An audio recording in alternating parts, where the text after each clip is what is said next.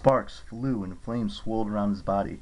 There was a marble-framed window behind him, and it looked out into dark blue water, the bottom of the ocean. "Tyson!" I yelled. He didn't hear me first because of the hammering and the roar of the flames. "Tyson!" He turned, and one enormous eye widened. His face broke into a crooked yellow grin. "Percy!" He dropped the sword blade and ran at me, trying to give me a hug.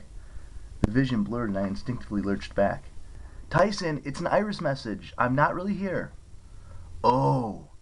He came back into view looking embarrassed. "Oh, I knew that. Yes."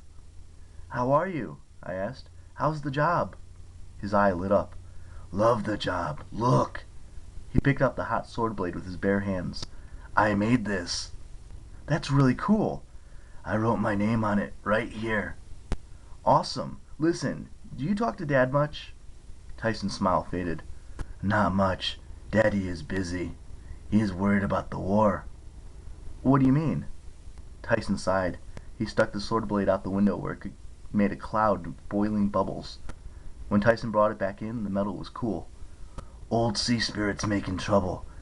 Aigegos, Oceanus, those guys." I sort of knew what he was talking about. He meant the immortals who ruled the oceans back in the days of the Titans, before the Olympians took over. The fact that they were back now, with the Titan Lord Kronos and his allies gaining strength, was not good. "Is there anything I can do?"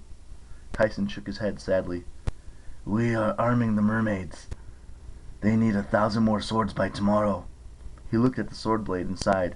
"Old spirits are protecting the bad boat."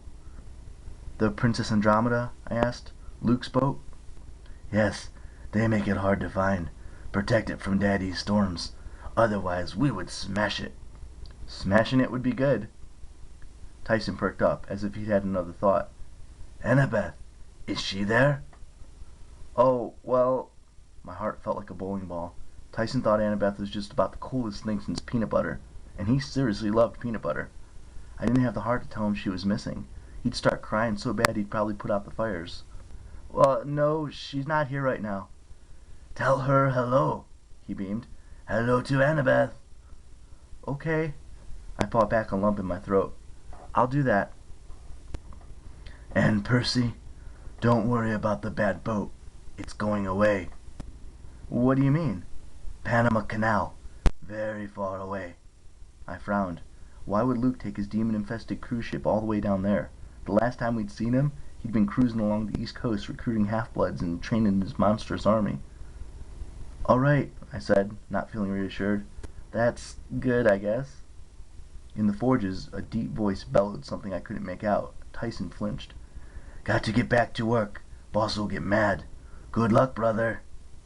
"Okay, tell Dad..." Before I could finish, the vision shimmered and faded. I was alone again in my cabin, feeling even lonelier than before. I was pretty miserable that night at dinner. I mean, food was excellent as usual. You can't go wrong with barbecue pizza and never-ending empty soda goblets. The torches and braziers kept the outdoor pavilion warm, but all we had to do sit with our cabin mates, which meant I was alone at the Poseidon table. Dahlia sat alone at the Zeus table, but we couldn't sit together. Camp rules. At least the Festus, Ares, and Hermes cabins always had a few people each. Nico sat with the Stoll brothers, since the new campers always got stuck in the Hermes cabin if the Olympian parent was an unknown. The Stoll brothers seemed to be trying to convince Nico that poker was a much better game than Mythomagic. I hope Nico didn't have any money to lose.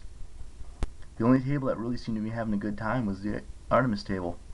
The hunters drank and ate and laughed like one big happy family. Zoe sat at the head like she was the mama. She didn't laugh as much as the others, but she did smile from time to time. Her silver lieutenant's band glittered in the dark braids of her hair. I thought she looked a lot nicer when she smiled. Bianca D'Angelo seemed to be having a great time. She was trying to learn how to arm wrestle from a big girl who picked a fight with the Aries kids on the basketball court. The bigger girl was beating her every time, but Bianca didn't seem to mind. When we finished eating, Chiron made the customary toast to the gods and formally welcomed the hunters of Artemis. The clapping was pretty half-hearted. Then he announced that Goodwill captures the flag game tomorrow night, which got a lot better reception. Afterward, we trailed back to our cabins for an early winter lights out. I was exhausted, which means I fell asleep easily. That was the good part. The bad part was I had a nightmare, and even by my standards, it was a whopper.